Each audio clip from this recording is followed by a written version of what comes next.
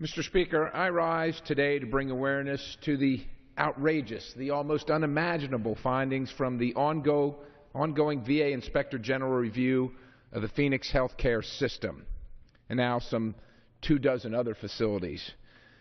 The stated VHA goal is a 14-day wait for a first-time primary care appointment. 14 days, 2 weeks. A little much for some, but seems appropriate, reasonable for many. That's their goal. Whether I agree with it or not, that's their goal. However, I'm going to read from the executive summary of the Inspector General's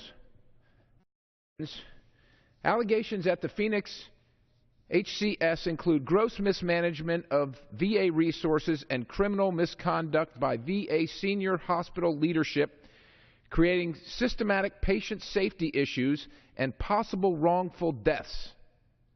While our work is not complete, we have submitted that significant delays in access to care negatively impacted the quality of care at this medical facility. Mr. Speaker, that is breathtaking. That is breathtaking. This is our federal government. Falsified data reported last year by Phoenix HCS showed veterans waited on average 24 days for their first primary care appointment. Falsified data said that they waited an average of 24 days. However, the recent IG report found that veterans actually waited on average 115 days for their first primary care appointment, with approximately 84% of those waiting more than 14 days, which was the stated goal. 150 days for their first appointment.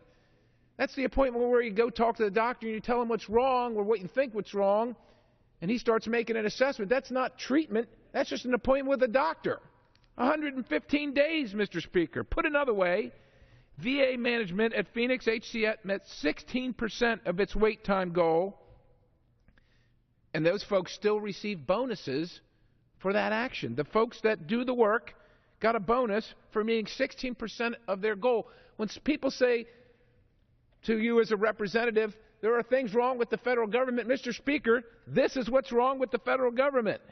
Even after cooking the books, a stated goal of an average 14-day wait time was not met. Even after that. Now, I was proud to vote for Chairman Miller's VA Accountability Act last week, but it's a shame.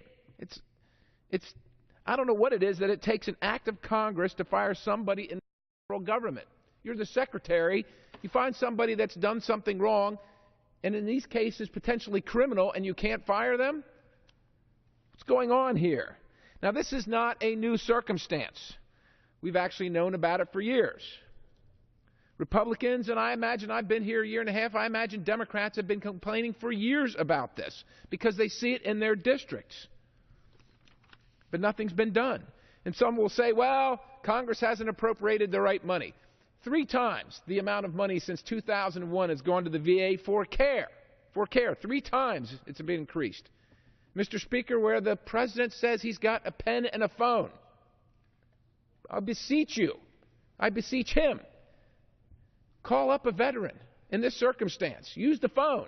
Use your pen for an executive order and fix this. It's not the words, Mr. President. We're all frustrated and we're all infuriated by this, but it's actions. These are members of the military, men and women who have served, men and women of action.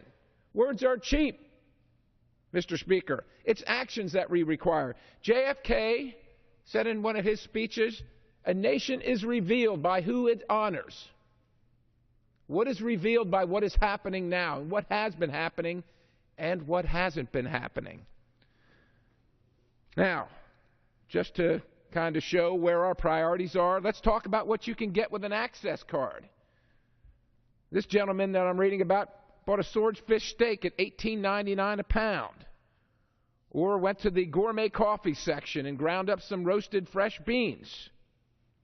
I mean, I guess it's okay to buy your Halloween candy with an access card, but we can provide an access card for that, but we can't find a way to provide for the veterans who took an oath, Mr. Speaker, and said, I will defend this country and I will lay my life down. I won't question. Mine is not to ask why. Mine is to do or die.